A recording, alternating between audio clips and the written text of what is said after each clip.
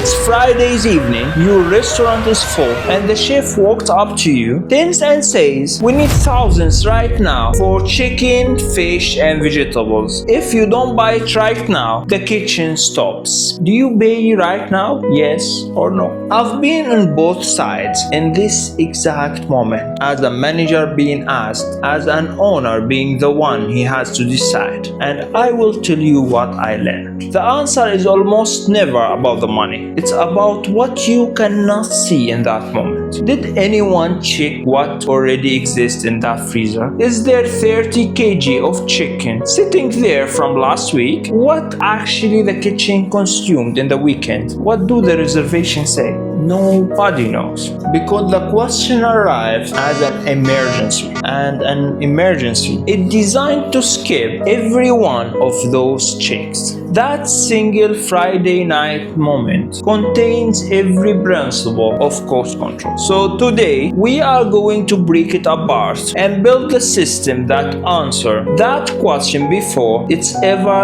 asked in a panic.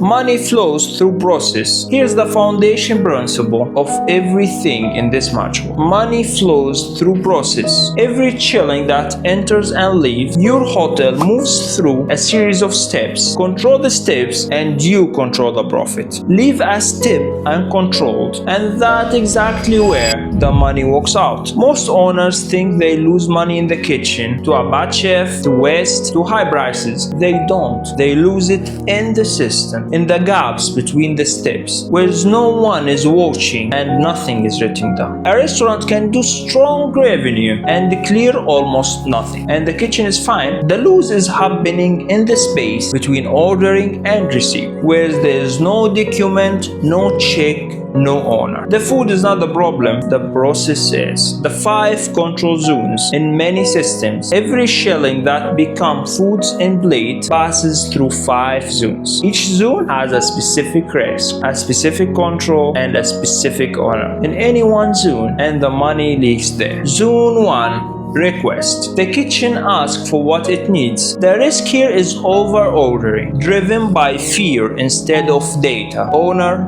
the kitchen. Zone 2, purchasing. Someone turned that request into an actual purchase. The risk, wrong price, wrong supplier, kickbacks. Owner, requirement. Zone 3, receiving. Goods arrive at the door. The risk, short delivery, fake quantity, quality substitution. Owner, the store. Zone 4, storage and issue. Goods set, then move to the kitchen. The risk, theft, waste, poor tracking. Owner, the storeroom. Zone 5, cost control. The engine that check all of it. The risk, hidden loose, caught only when it's far too late. Owner, the core. Today I'm taking you deep into the first 2, request and purchasing, because there's where the money is committed. The rest follow in the next episode. But understand the shape now. 5 zones, 5 risks, 5 owners. A gap in anyone, it's an open door. Request, fear versus data. Let's go back to the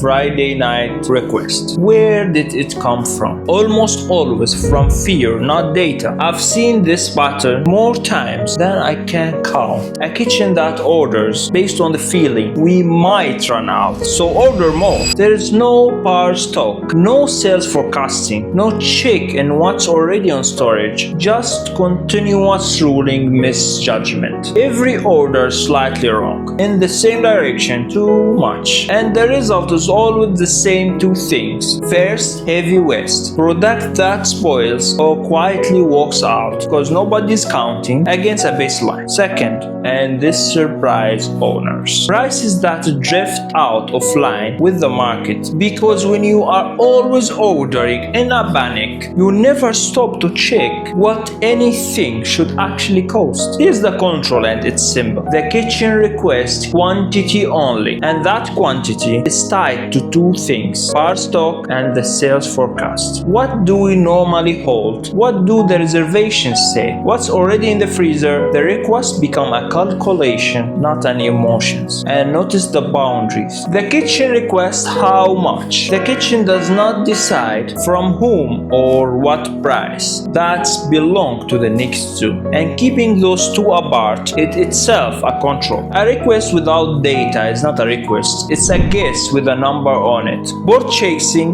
no PO, no board chasing. Now a request become a board chase. Someone goes to the market or calls the supplier, and this is the zone where money quietly disappears through price. Without a board chase order, a PO, three things happen. The price is whatever the supplier says it is in that day. The quantity can be inflated with the difference shared quietly between supplier and buyer, and there is nothing to verify against later. No record about what was agreed, so no way to catch what went wrong. The control is a rule and it's absolute. No PO, no board chasing. Every transaction begins with written authority. What we are buying, how much, from whom, what price, approved before any money moves. If it's not written, it doesn't exist. Three controls sit inside this zone. 1. An approved supplier list, reviewed by the owner every quarter. You don't buy from whoever shows up. 2. A price comparison, last price versus today's price, every time before you buy. 3. A flag on anything 5% or more above the last purchase price. That flag alone catch the most common fraud in this business. The supplier who price quietly creeps up while the market falls, and nobody notices because nobody is comparing. The PO is not bureaucracy, it's the written promise that lets you catch a broken one. The family business trap. Now I have to talk about something specific to the kind of business many of you run, the family business. And I want to be very careful here because I'm not saying what you think I'm going to say. I've seen this pattern again and again. In a family run hotel, a family member always handle a purchasing or receives the deliveries, and because they are family, something quietly switch off. No real data is kept, no one is held accountable, nobody check the prices against the market. The thinking is, it's family, we trust them. Why we would need a system? Here's the truth that took me years to be able to say clearly. Trust is not a control system. Those are two completely different things, and confusing them is one of the most expensive mistakes in this industry. This is not about honesty. I'm not suggesting your brother or your cousin is stealing from you. The point is structural. When there's no record, no comparison, no second set of eyes, then even the most honest family member is operating blind. Mistakes go uncaught, pricing drift, and worse if money ever does go messy. There is no system to clear that person's name. The absence of control does not protect your family member.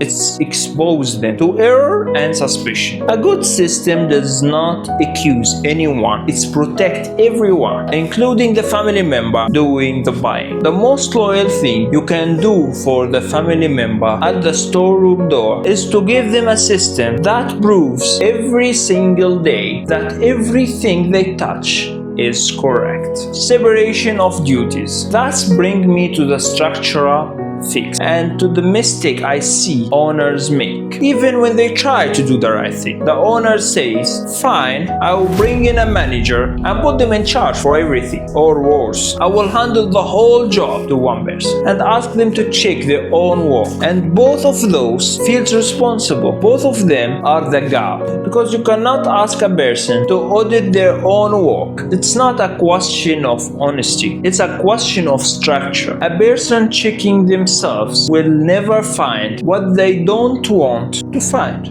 So in any purchase, there are 4 separate actions, and they must never all sit in one pair of hands. Verify, confirm it's real and correct. Prepare, documented, approved, authorize the spend, pay, release the money. One person do all four is exactly where the largest losses in this industry come from. And I know the objection. I only have a few staff. I cannot separate four rules. Fair. So here the smallest safe split. The one that closes the biggest gap. The person who receives the goods must never be the person who approves the payment. If you do nothing else, do that one. How to build it? Plus the reframe. Take the procurement control map, set your approval limit, small amount the department head can sign, larger one that needs you, build a fast track limit so a real Friday night emergency does not blow up the whole system, and separate those four actions as far as your team allows. The reframe. Control is not distrust. Control is what lets you trust your numbers, your team, and your own decision when the shifts walks up on a Friday night. Ask one question before you go. In your operation right now, who requests, who buys, who receives, and who pays? Write the four names down. If you see the same name more than twice, you have just found your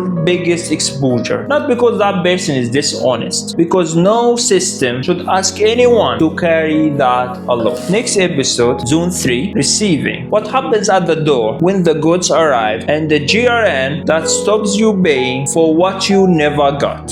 Subscribe so you don't miss it.